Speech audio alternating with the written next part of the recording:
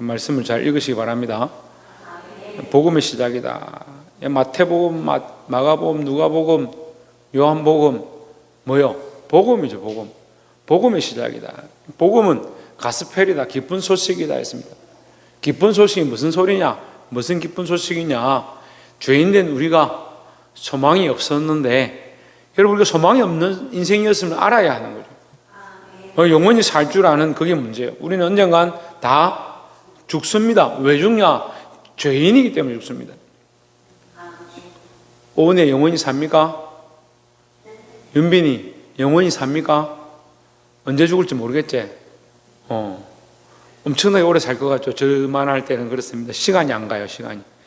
지금 저 때 한 50, 60, 70 되신 분들은 시간이 빨리 가요. 눈만 뜨고 일어나면 일주일 지나가요. 무슨 주일이 이렇게 자주 오나 그렇게 싶을 만큼 빨리 지나가요.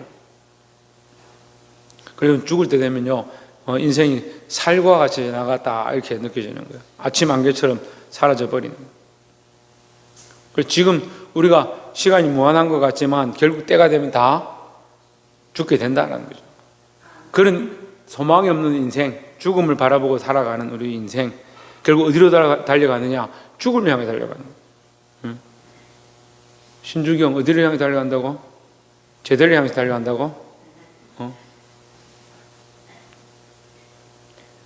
국방부 시간을 멈추지 않아서 이제 우리 신주경 청년도 다음 주 마지막 휴가 나오고 이제 이 마지막 주에 이제 제대를 하게 되는데, 참 저리 속을 썩여도 어떻게 하나님 은혜로 저렇게 아름답게 귀하게 잘 자라는지, 제대하면 더 충성할 줄 믿습니다. 군대 가서 많은 걸 배웠을 건데, 군대는 상명하복, 위에서 명령하면 밑에서 복종하는 게 군대.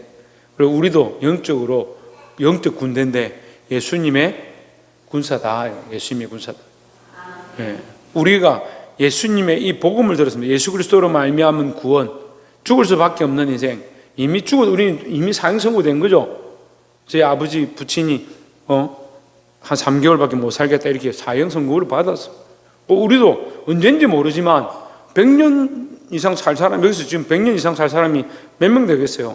몰라. 권능이하고 평강이는 100년 이상 살라는 거 모르겠는데 100년 이상 살 사람이 몇 명이 되겠어요? 모르죠, 우리가. 그런데 결국은 다 언젠간 죽는다는 사형 선고를 받았습니다. 그러니까 이미 죽은 거예요, 죽은 거. 사형 선고를 받아서 이미 죽은 거죠.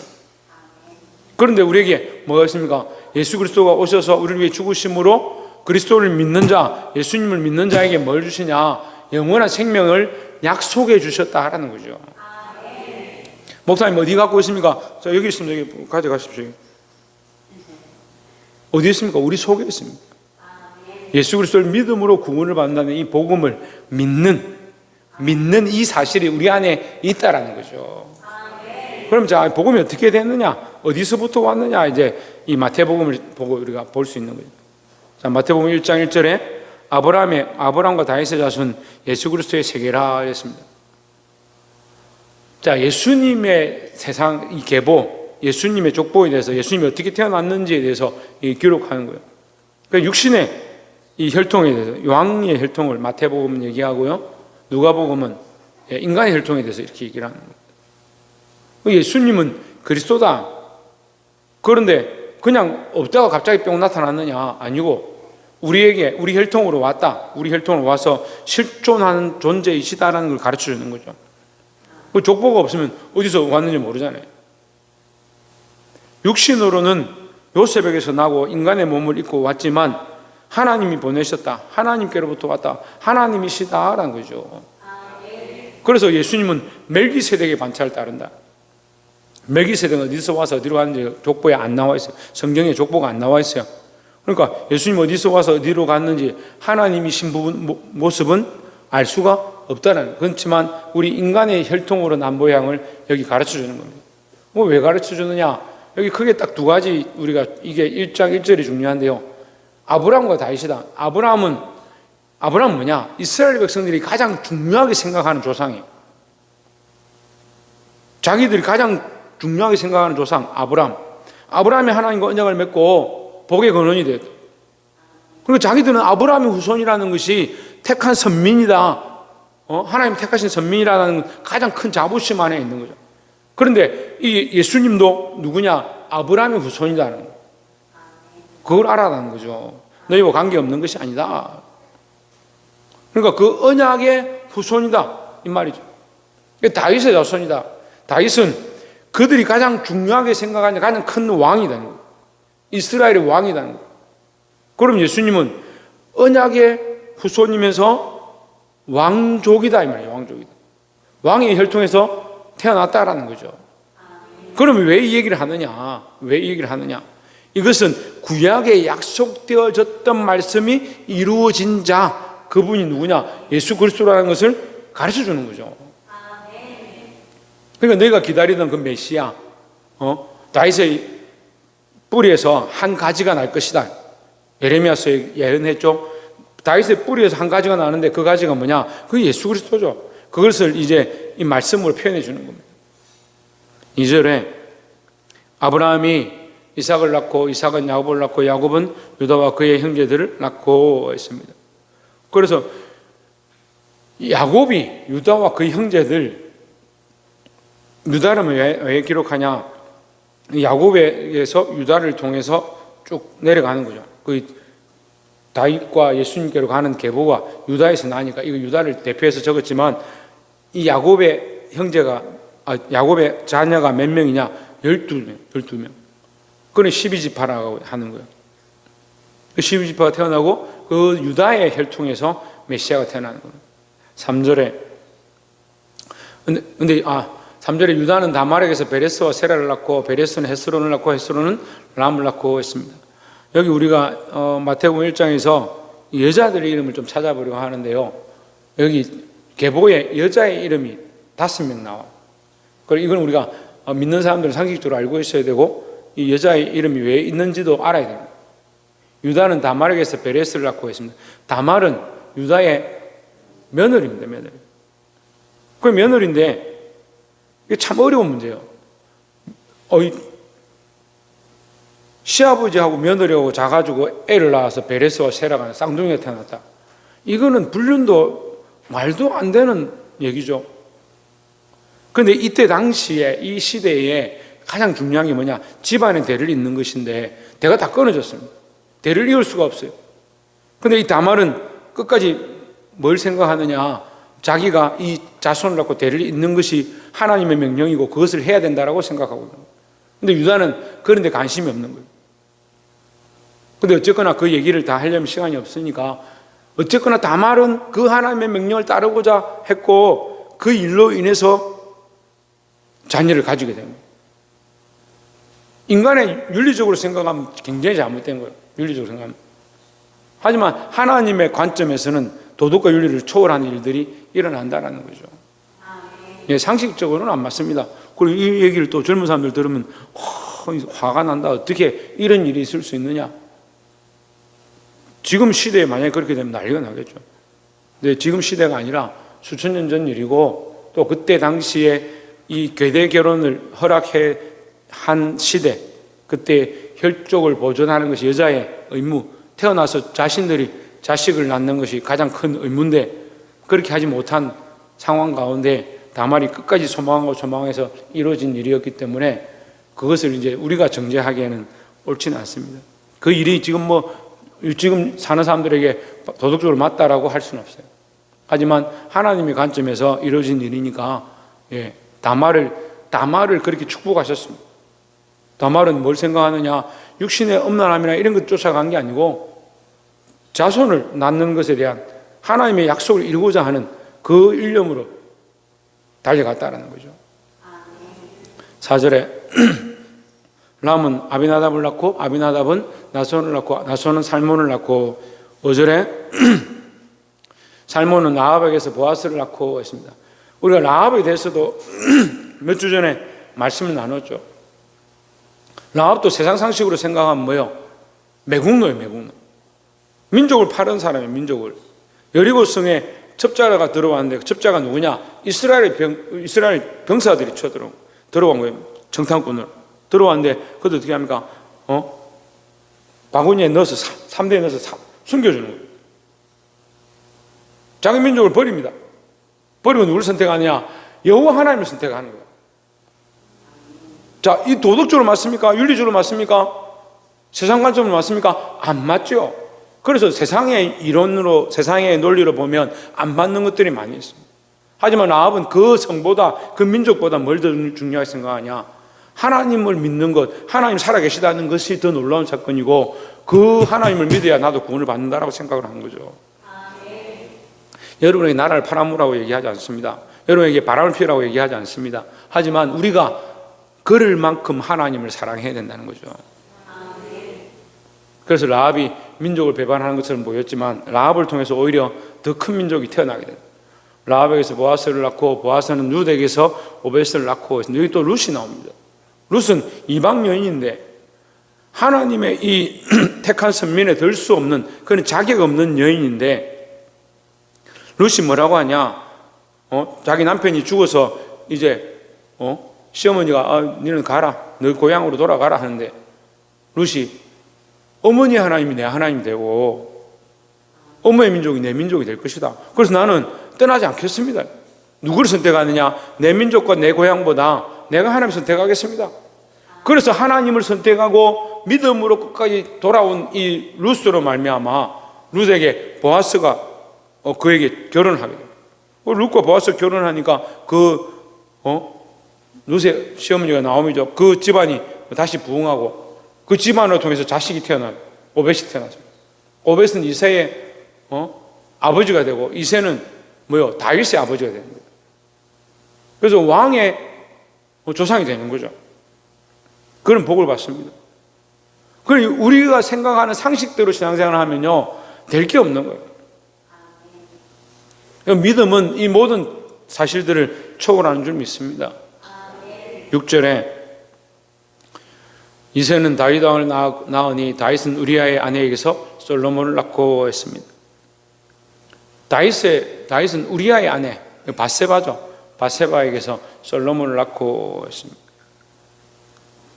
7절에 솔로몬은 르호보암을 낳고, 르호보암은 아비야를 낳고, 아비야는 아사를 낳고, 8절에 아사는 여호사밧을 낳고, 여호사밧은 요람을 낳고, 요람은 우시아를 낳고, 9절 우시아는 요담을 낳고, 요담은 아하스를 낳고, 아하스는 히스기야를 낳고, 10절에 히스기야는 므낫세를 낳고, 므낫세는 아몬을 낳고, 아몬은 요시야를 낳고, 11절 바벨론으로 사로잡혀 갈 때 요시야는 여고냐와 그의 형제들 낳으니라 했습니다. 바벨론 사로잡힌 사건까지 나오죠. 12절에 바벨론 사로잡혀 간 후에 여고냐는 스알데엘을 낳고, 스알데엘은 스룹바벨을 낳고 했습니다. 여기 나오는 히스기야나 이 왕들이 하나님의 말씀을 듣지 않아서 책망을 받기도 하고 바벨론 포로로 끌려가기도 하지만 하나님께서 계속해서 어떻게 하시냐? 그들에게 이 기회를 주시는 거예요. 혈통이 끊어지지 않도록. 포로로 잡혀갔지만 혈통이 끊어지고 집안이 망했다고 기록하지 않고 그 집안이 계속해서 이어졌다. 왜? 하나님의 약속의 씨가 남아있기 때문에. 하나님 그 약속을 이루시기 위해서 계속 이 일들을 해가신다는 거죠. 그래서 우리가 때로는 어디에 멀리 갈 수도 있고 떨어지기도 하고 여러 가지 고난과 어려움이 있다 할지라도 믿음을 잃어버리면 안 된다라는 거죠. 13절에 스룹바벨은 아비우스를 낳고, 아비우스는 엘리야김을 낳고, 엘리야김은 아소르를 낳고, 14절에 아소르는 사독을 낳고, 사독은 아킴을 낳고, 아킴은 엘리우스를 낳고, 15절에 엘리우스는 엘라사를 낳고, 엘라사는 mat단을 낳고, mat단은 야곱을 낳고, 16절 야곱은 누구를 낳았다? 마리아의 남편 요셉을 낳았다 했습니다. 마지막 여인은 마리아입니다. 예수님의 계보에 나오는 마지막 여인 마리아인데, 마리아에게서 예수 그리스도라 칭하는 예수가 나시니라 했습니다. 그리스도가 태어났습니다. 그 마리아는 뭐라고 합니까? 주의 계집종이오니 뜻대로 되리이다. 하나님 말씀대로 될 것이다. 자기가 아직 결혼도 안 했고 처녀인데 잉태했다 하니까 이것도 말도 안 되는, 상식적으로 이해가 안 되는 일인데 마리아는 어떻게 합니까? 그 말씀대로 되기를 순종했다라는 거죠. 그러니까 이 마리아를 통해서 성령으로 잉태된 역사가 나타난다라는 거죠. 그런데 이상한 헛소리 하는 사람들이 있어요. 어디 바람피어가 애 낳아놓고 성령으로 잉태했다. 말도 안 돼요. 성령으로 잉태는요, 성경에 단 한 번밖에, 온 인류의 역사에 한 번밖에 일어날 수 없습니다. 왜 일어나야 하느냐? 성령의 잉태는 그리스도로 말미암은 이 복음의 시작을 위해서 날 수밖에 없습니다. 그럼 복음의 시작은 왜 성령으로 잉태되어야 되느냐? 이 고민을 해봐야 돼요. 인간에게는 죄가 있습니다. 그죠? 우리가 세례 교육 다 받았죠. 세례 교육 받을 때 인간의 기본적인 죄 딱 두 가지를 얘기하죠. 가장 기본적인 죄가 뭡니까? 원죄가 뭐예요?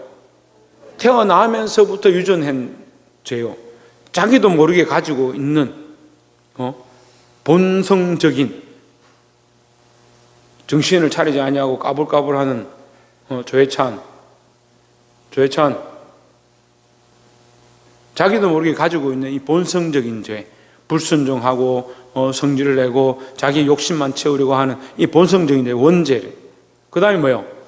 자범죄. 살아가면서 나는 이거 먹고 싶은데, 저거 하고 싶은데, 이 사람하고 결혼을 하고 싶은데, 이 직장을 가지고 싶은데, 그렇게 하면서 자기도 모르게 거짓말하고 욕심을 부리고 남들을 괴롭히고 그렇게 했던 수많은 죄들이 우리 안에 있다는 거예요. 그건 자기 스스로 짓는 죄. 원죄는 타고난 유전된 죄, 아이들이 유전대가 태어나는데 죄를 안 가지고 순수하게 태어난다? 천만의 말씀이에요. 보기에 순수하죠. 그죠? 건너이 보니까 보기 순수하죠? 말 잘 듣죠?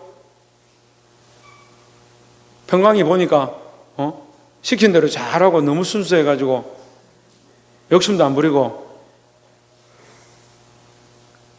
이거 태어나면서 인간들이 다 죄를 가지고 태어나는데, 그럼 이 죄는 뭐냐? 유전되어진 죄. 그러니까 예수님이 태어나셨는데 죄 없으신 몸으로 태어나서 죄를 짓지 아니하고 죄 없으신 몸으로 십자가에 죽으셔야 되는데, 예수님의 삶에서 스스로 지은 죄는 없어요. 자범죄는 없어요. 그런데 태어날 때 뭐가 있겠어요? 원죄를 가지고 태어나겠죠. 그런데 지금 성령으로 잉태되었다는 말은 뭐냐면, 이게 피를 이어받아서 남자와 여자 사이에서 태어난 것이 아니다라는 거죠. 그래서 이것은 교리적으로 굉장히 중요한 거예요. 그냥 성령으로 잉태되었다, 성경에 성령으로 잉태되었다 하니까 그렇게 됐는가 보다, 그런 게 아니에요. 이유가 있는 거예요. 하나님께서 이유가 있어서 하나님의 섭리로 태어나게 하시는 거예요. 왜냐하면 죄라는 걸 알면 안 되고, 죄라는 것을 가지고 태어나면 안 되기 때문에, 그 몸에 죄가 없이 태어나야 하기 때문에, 그 원죄의 사슬을 끊기 위해서 이는 혈통으로 난 것이 아니고 육정으로 난 것이 아니고, 그리고 그 말씀을 이루고자 혈통으로 난 것도 아니고 육정으로 난 것도 아니라, 그렇게 하려면 어떻게 해야 되냐? 성령으로 잉태될 수밖에 없는 거예요. 그래서 몸은 마리아의 몸 뱃속에 태어나지만 피는 요셉의 피를 이어받은 것이 아니다라는 거죠. 그렇기 때문에 그 예수님이 피 없으신, 죄 없으신 형태로 십자가에 죽으실 수가 있다라는 거예요. 그럼 누구를 위해서, 누구 죄 때문에 죽었느냐? 우리 죄 때문에 죽은 거죠. 우리 죄 때문에. 그래서 제가 로마서 말씀을, 교리를 함께 나누면서 로마서에서 우리가 늘 기억해야 되는 게 뭐냐? 예수님이 당신의 죄 때문에 죽으신 게 아니다. 죄 없는 상태로 죽었다. 그러면 죄의 대가를 지불해야 되는데, 목숨을 버렸으니까 뭔가 대가 지불이 있어야 되잖아요. 대가 지불 자체가 목숨을 버리신 거니까 뭔가 있어야 되잖아요. 그래 공평하죠. 저울을 두 개 올리는데 여기 생명이 값어치가 올라가, 생명이 값어치가. 여기는 뭘 올리냐? 올려야 되잖아요. 근데 예수님이 죄가 없어요. 그냥 생명값만 지불한 거예요. 그래서 여기 뭘 올릴 수 있어요? 우리의 죄값을 여기 올릴 수 있는 거예요. 우리 죄값을. 우리 죄값을 여기 올리면 우리도 뭐가 돼요? 우리 죄가 이 예수님의 피값으로, 생명값으로 지불되었으니까, 우리 죄가 여기 올라가서 예수님의 생명의 피값으로 지불되었으니까 우리에게 뭐가 없어요? 죄가 없어지는 거죠. 그것이 복음의 시작이에요. 그 복음의 시작, 그 약속을 이루기 위해서 이 복잡한 계보와 이 많은 조상들을 통해서 예수님이 탄생의 일들을 여기 기록하고 있습니다. 사랑하는 성도 여러분, 하나님은 이 모든 상황들, 이 수많은 대를 이어오면서 그 약속을 이루어 가십니다. 다윗의 혈중에서 나고 아브라함의 약속의 후손으로 날 것에 대해서 그 약속을 이루어 주신다. 바벨론을 끌려가서 없어질 것 같고, 아수르의 공격으로 없어질 것 같고, 끊어질 것 같고, 유다와 이스라엘이 쪼개지면서 없어질 것 같은, 끊어질 것 같았던 그 수많은 일들 가운데 하나님 섭리하시고 역사하셔서 심지어 왕을 숨겨서 어린애를 피신을 시켜서 다시 왕으로 세우는 그런 사건과 여러 가지 일들을 통해서 하나님 여전히 뭐 하시느냐? 우리를 위한 복음의 그 싹들을 키워 가시고 있다라는 거죠. 다윗이 골리앗과 싸우면서 어린아이 13살쯤 됐다 하는데 어린아이로 나가서 다윗과 싸우다가 다윗이 골리앗과 싸우다가 칼에 맞아 죽으면 어떻게 해요? 창에 맞아 죽었으면 어떻게 하냐고. 이게 안 되잖아요. 하나님 뭐 하고 계시냐? 그 모든 일 가운데 이 메시아 구원자 그 예수 그리스도로 말미암은 구원을 우리에게 주시기 위해서 이 일들을 진행해 가고 계시다라는 거죠. 그래서 지금도 일을 하고 있습니다. 지금도 할 수만 있으면 한 사람이라도, 할 수만 있으면 한 영혼이라도 복음 앞으로, 예수 그리스도 앞으로 돌아오게 하기 위해서 하나님이 섭리하고 일하고 계신 줄 믿습니다. 기도하겠습니다.